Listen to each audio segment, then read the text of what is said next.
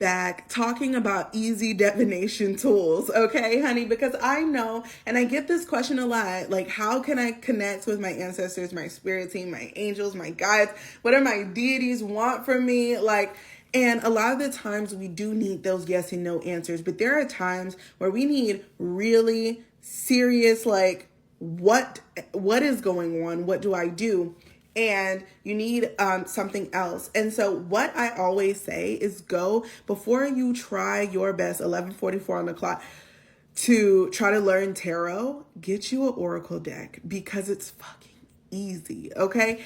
And what's great is if you have a great imagination, if you have claircognizance really intensely, this is a really good skill. Claircognizance, clear audience, clairvoyance. You can get some really good images from a card that has a lot of visuals, right? And basically what you want to do is you want to just stare at the card and see what comes out to you. Like this one says alignment. Ooh, bitch. Hey, in alignment with this one, 111 on the timer. Okay. And oh, that's crazy, y'all. This like but when you're looking at it, right, and you could just stare at this card for the next couple seconds and tell me what colors, what shapes pop out to you, right? Tell me in the comments. And if you look closely, there's dolphins here. Those are popping out to me. The blue is popping out to me, right? Well, dolphins can hear and make sounds past the human audible scale. They're also very in tune. So when we think about dolphins, we're thinking not only about the throat chakra, but also the third eye chakra. So like, I want you to kind of think about, and also, you know what I'm saying, it's like right there, but I want you to kind of like look at it, see what's really popping out to you. If the red down here was popping out, maybe that's somewhere that you're currently working through to be in alignment. You know, if you're trying to get into alignment, then one of these chakra colors would be pointing out how you could get into alignment, right? Especially when we're talking about the throat chakra, right? If we take that example, that throat chakra is having to be activated in order for you to be more and more in alignment, right? The infinite card, isn't that cool? So then we're going to be looking at that. What really pops out to you here? Tell me in the comments. Okay. So with this one, what really pops out to me is the wings. What really pops out to me is the infinity and the scarab. The scarab represents a lot of things, but to me in this moment, I feel like it represents protection.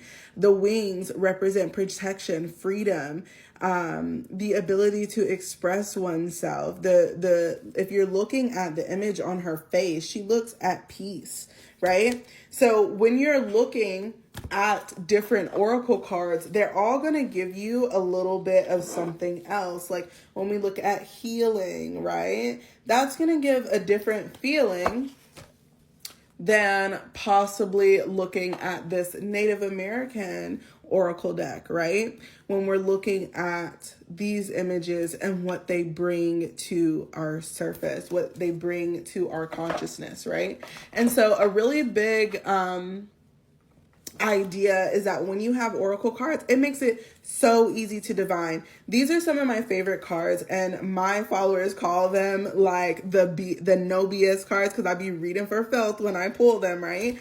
And this is, I think it's like the unicorn oracle or something like that. But it says you need a big fucking hug, squeeze, right? Like sometimes we just need cards that will just talk to us. Sometimes we need cards that are just visual, right? Sometimes we need cards that have, like the Native American deck, some breathing exercises, right? I also have my alchemy deck, right? So because I'm an alchemist, I can go through here and I can see, okay, so what part of a process am I in and how am I able to really work with that right now? And how is it working with me? How am I moving through it right now? I'm able to see the journey of my transmutation, my progression, my transformation, right?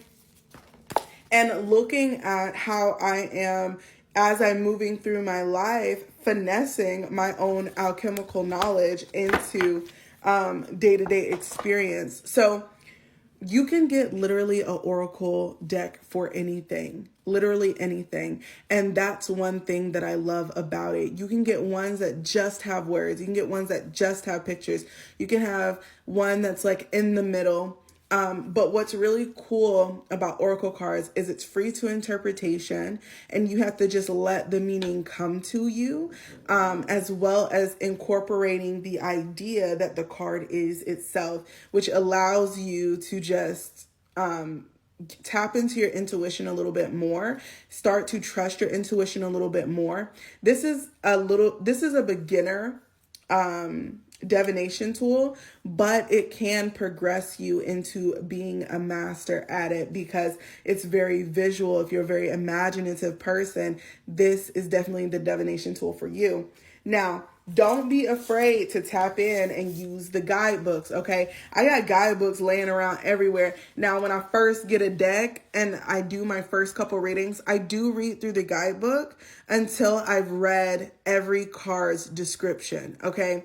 There's a reason for this, and that's because the person who made the deck made it for a specific reason. They have specific ideas that maybe me, myself, wouldn't have made that connection, right? Maybe I look at alchemy differently than someone who's studied it in a more academic way. So they have a more blanketed perspective, where mine may be more niche because it's specific to me. I'm able to read through whatever they have and incorporate that into my own interpretation. And just like that, that's how you can get better as well.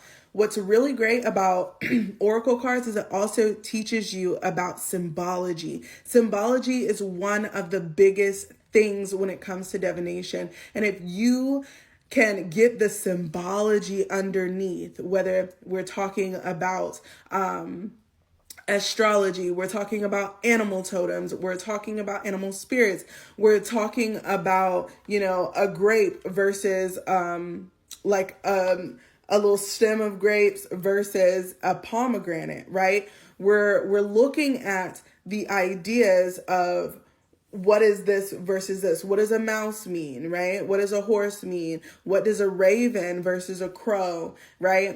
They look very similar, but the beaks are different, okay? Learning oracle cards for the first time, or even tarot for the first time, I started off as an intuitive reader. No, I didn't learn all the card meanings.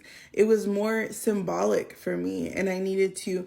And my first deck wasn't even like a regular tarot deck. It was like some crazy off the wall, like, because I really liked Edgar Allan Poe, it was just ravens. It was just ravens and different symbology that had nothing that looked like right or right. But it helped me develop my own intuitive abilities and my own way of seeing the cards and seeing the messages that were coming through from spirit, and allowed me to trust it more. That when I got into reading like traditional Rider-Waite decks, like, it really opened me up to illuminate that the things that I was seeing in an intuitive way were the actual meanings of the regular card meanings, because they were nothing like the cards of my first deck. So I hope that this was informative, and I really don't give a fuck if this video was long, but just hear me out here. I don't ever reach out in your DMs. So if you want to talk to me, you could reach out to me